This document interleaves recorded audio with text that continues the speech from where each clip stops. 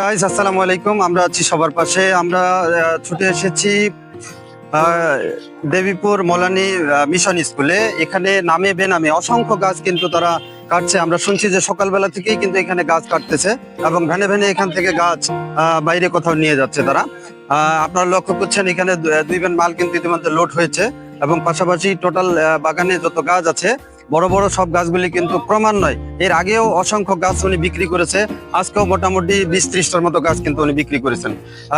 আমরা দেখছি এখানে দুইজন মালিক কিন্তু গাছ মালিক যারা গাছ ক্রয় করেন তারা দুইজনে এই গাছগুলি ক্রয় করেছেন। কিন্তু তারা বলছেন যে সুধীর বাবুর কাছ থেকে তারা গাছ কিনছে। আমি আরেকবার জানতে চাবো যে আপনি কার কাছে গাছটা কিনছেন? সুধীরের কাছ থেকে। সুধীর বাবু আসলে ওনার বাসা কোথায়? মন্ডলপাড়ায়। মন্ডলপাড়ায় বাসা, তাই না? এই স্কুলের সাথে ওনার কি সম্পর্ক? এখানে স্কুলের উনি একজন প্রতিষ্ঠাতা আর দেখাশোনা করে। আচ্ছা, ধন্যবাদ। স্কুলের প্রতিষ্ঠাতা উনি, পাশাপাশি এখানে একজন স্থানীয় একেবারে কাছাকাছি যে মানুষ রয়েছেন, ওনার সাথে একটু কথা বলি। আপনি ভালো আছেন? হ্যাঁ, আপনার বাসা তো এখানে, তাই না? হ্যাঁ, আমার বাসা ওই যে পাশে।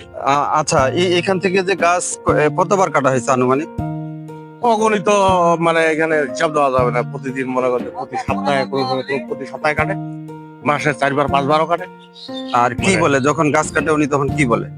ওই আমরা জিজ্ঞাসা করি যে কি রে ভাই গাছ কাটতেছিস, কিষণ জানাই না, আমরা বললি না।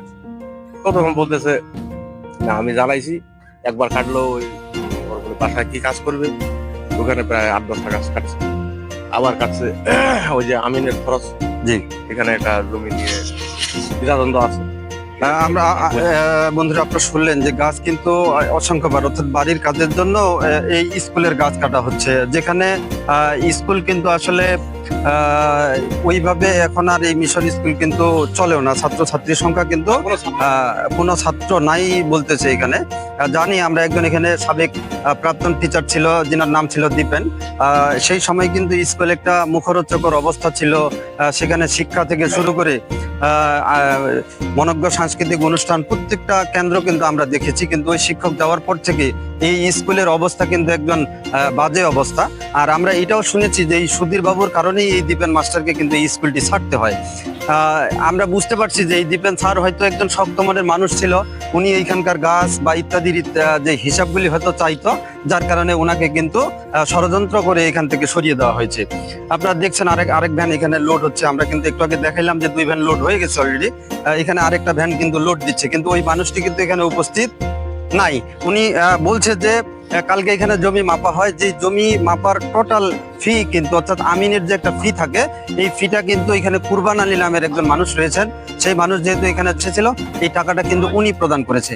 কিন্তু এই পারপাজে অর্থাৎ আমিনকে পয়সা দিবে বলেই কিন্তু তিনি আজকে এই 30-40টা গাছ কিন্তু আজকে কেটে সাফার করেছেন। তো অবশ্যই বন্ধুরা ভিডিওটি ভালো লাগলে অবশ্যই ফলো দেবেন, লাইক এবং শেয়ার করবেন। ধন্যবাদ।